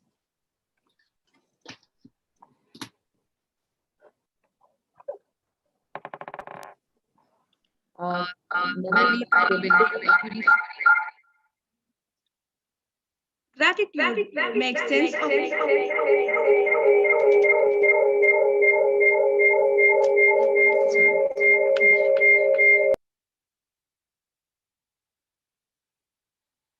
makes sense of our past, brings peace for today, and creates a vision for tomorrow. Therefore, I would take this moment to thank all those who have been a part of this successful webinar. Firstly, I would like to thank the President of the day, Dr. Pravin Martis S.J., the Principal, St. Aloysius College, Mangaluru, for his constant support and guidance. I am also grateful to Professor P.S. Edapaditaya, the Vice Chancellor of Mangalore University, who is the cornerstone of today's webinar. Thank you, sir.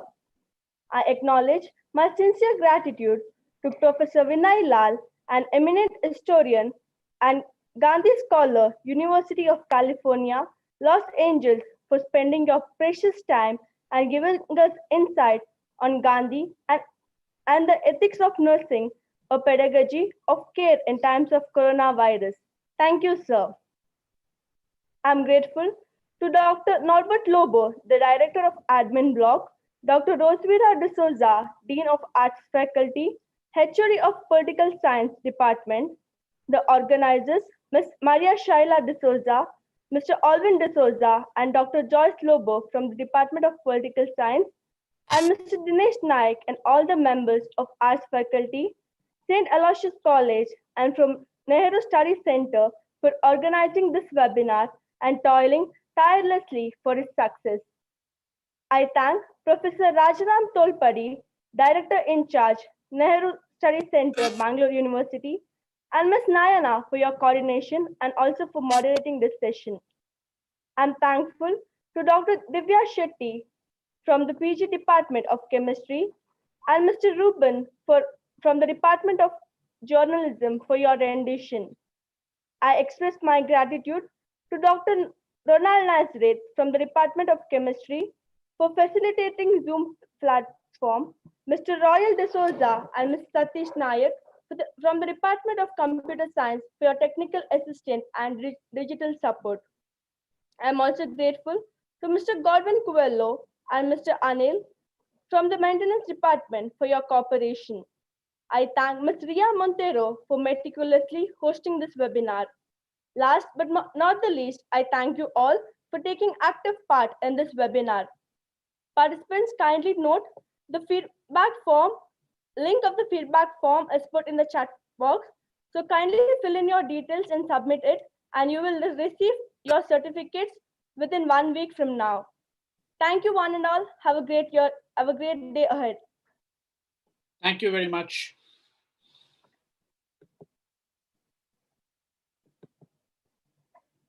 Professor Tolpuri.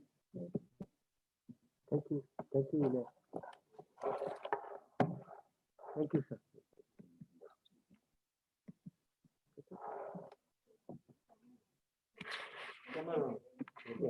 So, Yeah. Professor Tolpuri would like to Yeah, thank you, yeah. Professor Vinay Lal. Yeah. Thank you, Professor Vinay, for an interesting presentation. Thank you. My pleasure. Thank you, Professor Tolbadi, and I hope to remain in touch with you. Bye-bye, all of you.